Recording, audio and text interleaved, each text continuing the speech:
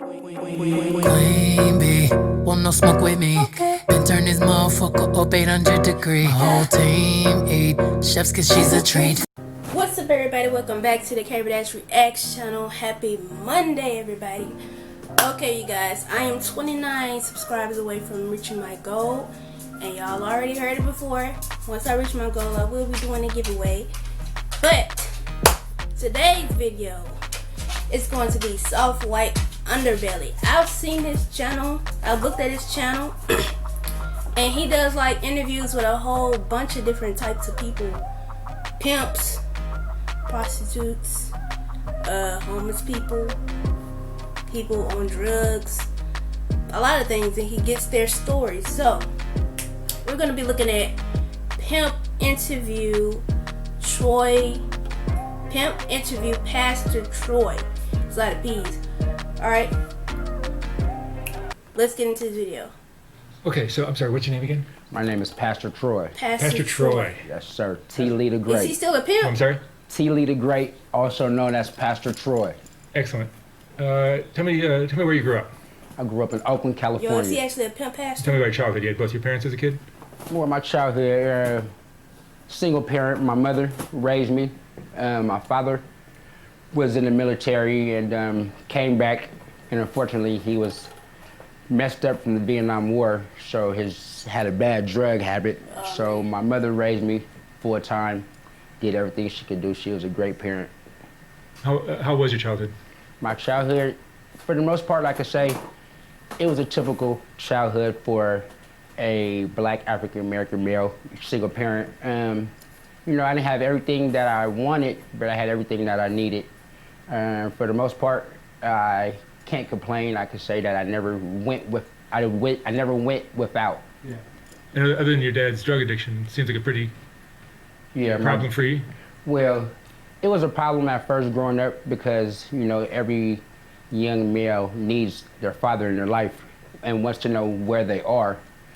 But as I got older, I kind of understood, you know, the psychological problem that he was going through from being so far away from home in the war. Well, at least he had his father. As I got older, I kind of accepted it, and it didn't bother me after probably the age 12 or 13. But before that, yeah, it was pretty tough. And then you got introduced to the pimping game at what age? I got introduced to the game at first at the age of 19 years old. And you had role models around that showed you? Yeah, for surely. My role models was Kenny Red. He always was the role model that I looked up to, you know, growing up. And also Hamp Banks out of San Francisco, California, Filmo. I looked up to those guys, you know, they always were the person that I seen that was having all the money, had all the beautiful women, and I kind of gravitated to them because them was the role models that I wanted to be like. So I kind of soaked up the game and listened to everything they had to give. So how did you get your first girl? I got my first girl at the age of 19 years old.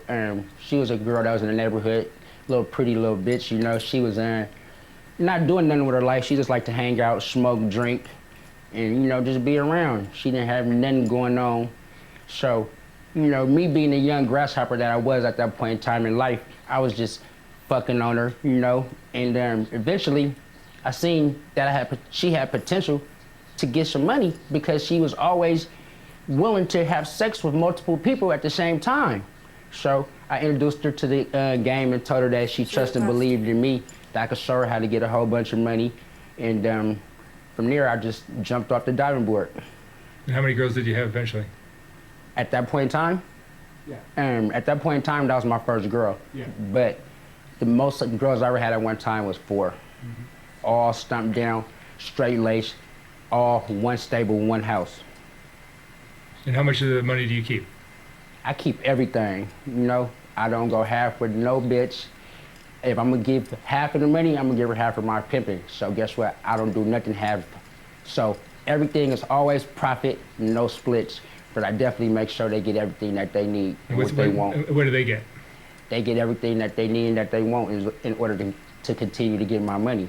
Such as, you know, a vehicle. They need a vehicle so they can go handle their business. All the flyest wardrobe that they, you know, gotta stay fly to catch a trick eye. Some money, you know, in the bank account. They get whatever they need. Something to take care of their family, you know. Whatever they need, if I feel like it's something that is mandatory, it's no problem with getting it. That's why they in the game for. Now he's supposed to be a Were you in pastor. prison time? Definitely. What kind of pastor? What was the prison time for? Pimping and pandering, living off the earnings, and persuading the witness. Your girls are what races? Black, white, Hispanic? At that point in time, the girls I was dealing with, 2 was black and 1 was Mexican. Mm-hmm. And you have sex with the girls? For surely I have sex with the girls. Who else am I gonna have sex with? I'm not gonna go trick my dick out with a bitch or a square hoe that ain't doing nothing for me. If I'm having sex with any girl, it's gonna be the girl that's in my stable, that's in my life, that's making sure daddy got everything they need. How do you handle a girl when she gets out of line? I mean, you know, I'm not really with the on hands, gorilla pimping type of, you know, that the world look at pimps do. You know, I can use my mouthpiece and I could break her down and make her feel so small, but at the same time, I could make her understand the problems that we're having because of what she's doing. You know, so at the most, I ain't gonna say I've never have put my hands on the bitch. You know what I'm talking about? But for the most part, I just chop them real bad, let them know what they doing, and make them stand in the corner and put their nose up against the wall. Mm-hmm. What's more important to you, money or love? Money. You ever been in love? First of all, I definitely been in love before. When I was a young grasshopper, you know, high school, adolescent days, I definitely was in love. I can't say I'm not in love right now with a bitch that go outside every day, who put her freedom on the line, you know, who put her life on the line, that do whatever it takes to make me happy. How can I not love somebody that's doing that? That's genuine love. The laws have changed since the old days. The penalties are much harder now. Surely. You afraid of ending up in prison again? Well, you know, and that's why I had to take a step back and, you know, do something else with my life, because right now, I sure don't want to go back to prison over dealing with a female. You know, back then, it wasn't nothing but a slap on the wrist. Now they talk about human trafficking. You know, you look over and have life over dealing with a prostitute that's been doing this longer than you've been doing it, and better yet, she has a resume of hoeing in 50 states, 50 cases, but they want to blame the man like they brainwashing the bitch to do something.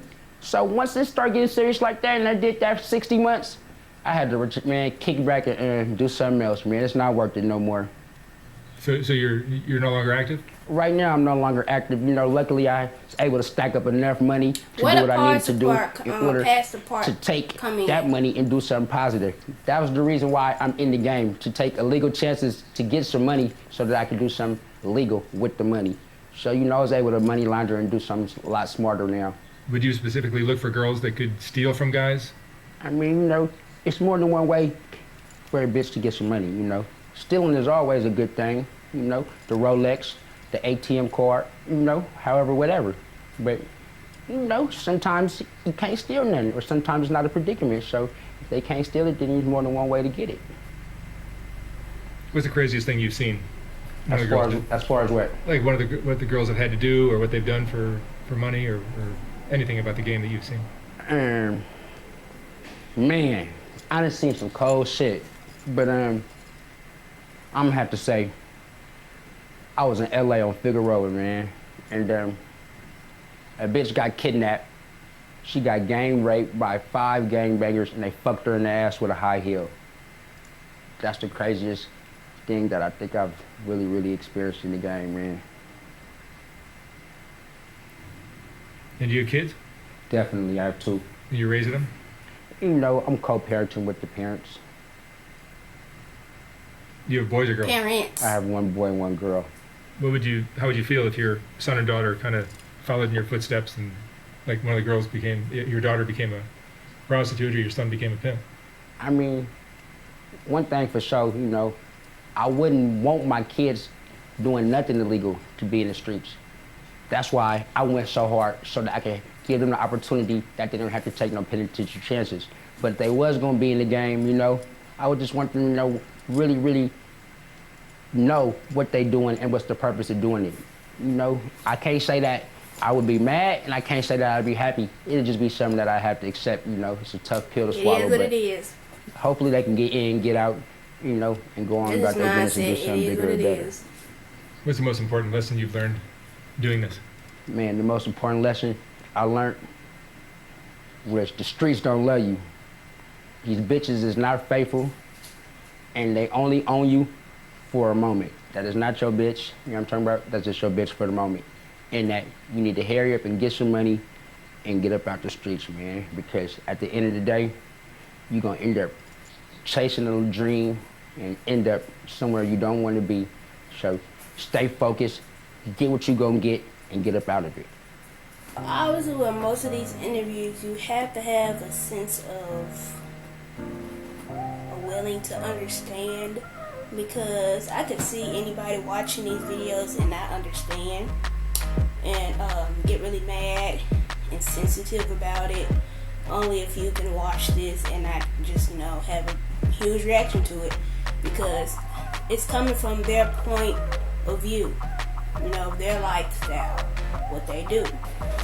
But yeah, you guys, this was Pimp interview Pastor Troy. Still didn't even say if he was a pastor, and he probably ain't. Ain't no way he a pastor. He's still pimping. He gotta be. But anyway, this was Softway Underbelly, y'all.